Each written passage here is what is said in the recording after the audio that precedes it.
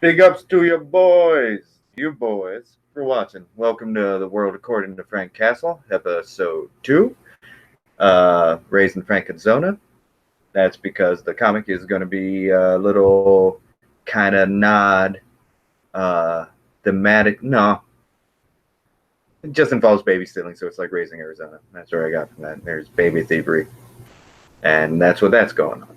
So, yeah, this is episode 2 in which we explore Frank Castle, everything Frank, based on a bunch of comics I got from a big old thing, from a big old auction. A whole lot of them. Gonna go through them. Makes me feel good about buying them and reading them. So, what we got going on today, I'm going to clip this on. I should have done this already. This is going to be a long time. I'm going to waste about 5 minutes here. Oh, did I get it on fast? Oh, record time. Put that in the books. My little flies, my little Frankenheads. All right. So for what we got issue 52 of the Punisher main series. This came out in 1991. This is called Maternity War. See there's the D, but it got blown out with a bullet. Now, contrary to this cover, it's not Punisher running around protecting a gaggle of babies that are, being squirming around and running around and giggling, having a good time in a maternity ward. No, it's not that. There, it does involve babies. Pretty much, there's a woman named Lupe going around, who's pretending to be a cab driver, what they call gypsy cabs. That's what they call unlicensed cabs in New York. She's driving one of those around, and it starts for picking up a new mother, killing her dad, taking her baby, and selling it to some rich folk, and that's how that goes there. Uh, yeah, yeah, and she's lying to the rich people, by the way. The rich people do not know that she's just killing mothers and taking their babies, because they have lawyers. They're like, "Oh, you're taking this legally," and she's like, "Yeah, of course." Yeah, Lupe would never break no a law. By the way, Lupe, she talks in the third person constantly. Oh, she always also thinks in the third person. According to this, when she's breaking into a Mercedes, stealing it right there. Lupe Lupe loves Mercedes. Always like Mercedes. I'm gonna do my best to just do the voices because they like to phonetically write things in this. So you kind of look like a monster if you try to read this stuff. So yeah, I think I'm just gonna do it like anytime I have to read it, it's gonna be like Andrew Dice Clay. So Lupe always like Mercedes. Oh, all right. So that'll make it better. And yeah, Lupe's having a good day. But anyway, so she's going around, still just killing mothers and stuff. Frank's on her lead because he was in the middle of a gunshot with a gunfire. He was in the middle of a gun battle with a bunch of mooks. Took them all down and found the poor corpse of Yolanda, who Lupe killed to take her baby. And he's going around tracking down people. And he comes across the father, who is who's a junkie, but he's getting on his feet and he's doing everything he can to get better. And as Frank Castle's hot on the lead, this woman Lupe is going after. She goes after her mother, tries to run, shoots her right in the back, and then there's a good Samaritan who runs in, and then he gets shot, and then she runs off with the baby, going to go sell it, I think, or do whatever she does before she sells the baby. It's kind of complicated. Yeah, I guess this isn't like Raising Arizona. Raising Arizona is kind of fun and goofy and lighthearted. This isn't that. This is pretty gritty. And so yeah. So yeah. Frank goes in to find the father of the baby, whose name is Pinto. And do you know where Yolanda Aurora is? Hey, man, I ain't seen Yolanda in a couple of weeks, and that's a fact. And he's really getting at her. He's pushing her. He had no idea where Yolanda was. Found out she's dead. He's not happy, and he's on a program. He hasn't done crack in 3 weeks, and yeah, I'm building up a stick for Yolanda and the baby. Hey, where's my baby? And yeah, so he doesn't know what's going on. He's freaking out. Punisher's trying to help because there's a woman dead with a baby. He goes, talks to the Good Samaritan, gives him $1,000 for being a good dude and to take care of his hospital bills. And like he says, people like Curtis restore my faith in human nature. He gave me an excellent description of the baby snatcher in her car. Then it cuts to he can make better time on his bike. But let's take a look at his bike for a second. Now, if that's not a product of trying to get an action figure made, I don't know what is. This is the go-go 90s. When everybody's trying to make them mint off of action figures because they figured out they could finally. With all the, the He-Mans and all the G.I. Joes and the G.I. Joe reboots where you got little rubber bands on their limbs and they snap around. You can spin around, make a tornado, and sometimes it'll break, but when they don't, tornadoes, cyclones around, and it's awesome. And that's what this was a product of. Let's see it again. Look at his helmet there with the skull and the skull on the bike. And yeah, Punisher seems to not give a fuck about being seen out in the street. I'm going to go try to track them down. Very, very cool, very stealthy. And he has a motorcycle with like 4 skulls on it and a giant helmet with a giant Punisher skull. Not just any skull, like his unique skull. There's tons of skull things around, Hot Topic exists, but that's a certain kind of skull with the long skeleton teeth. And once you got the skeleton teeth, it's the Punisher.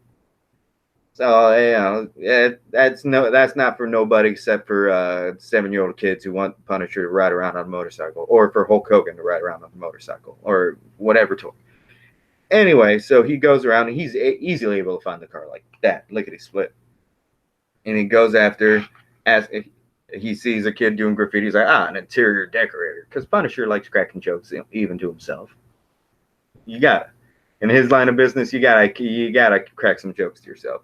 Here we got, Mile High Comics, which I believe is still a shop in Colorado today. They're a big one. They got a big list of stuff here. And that's cool. So yeah, this is where it gets good, and I'm going to go pretty much page by page here. Yep. Punisher finds Miss Gutierrez, which is apparently Lupe's full name. Her name is Lupe Gutierrez.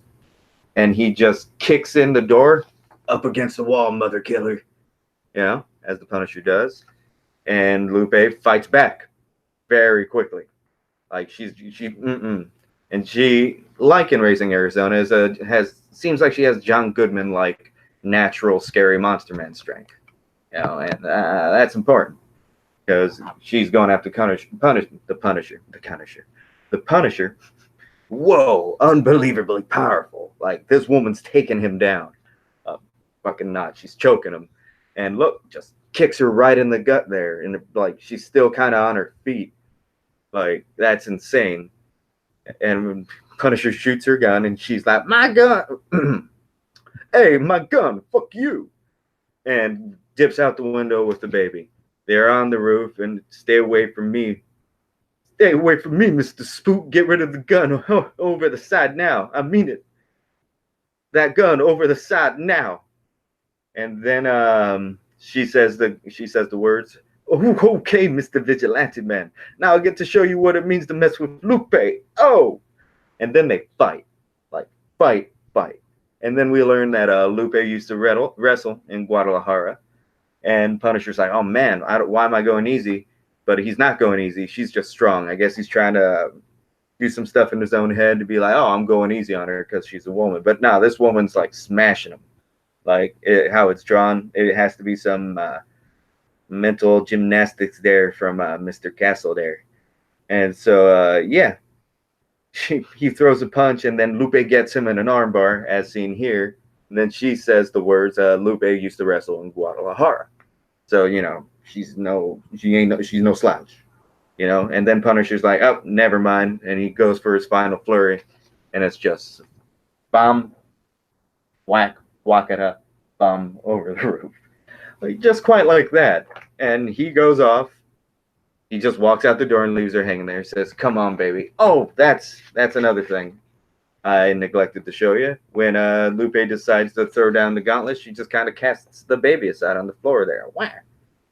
She's just ready. It's just go time. It doesn't show her put it down or throw it down. We could just imagine she kind of roughly like placed it down. That's messed up, and that heightens the stakes for Frank. So Frank goes in, picks up the baby, calms it down by saying, "Come on, baby," and picks it up and goes down. The family, "Thank you, mister, thank you."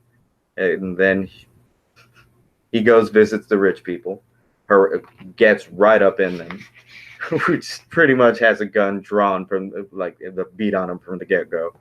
Isn't going to let this family get away. He explains, "Hey, this lady killed all these people for this baby. We're going to go give the baby back to the father, because that's right, and you hired a woman to kill another woman. Even if you didn't know, you did it. So I'm taking this baby." And he's really trying to convince, like, the dad's trying to convince him, like, "Nah, we could pay you. What will it accomplish? Come on, come on." And then Punisher's like, "Maybe. I'm going to go try to give it to the dad. You don't want it, you can have it." This is where, this is the end here, but Frank gives it to him. Asks, "You want him?" The guy's like, "Of course I want him. He's my son." Then Punisher says, sorry, he goes, "Of course I want him. Yo, he's my son."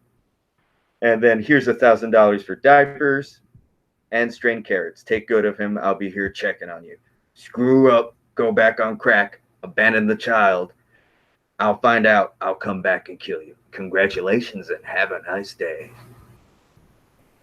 And that's the end there. So that's a throw ride. Punisher catches a baby napper. A mother killer baby napper. Baby seller.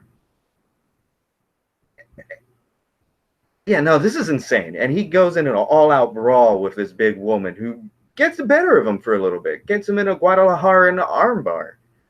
It's pretty insane. This is 1991.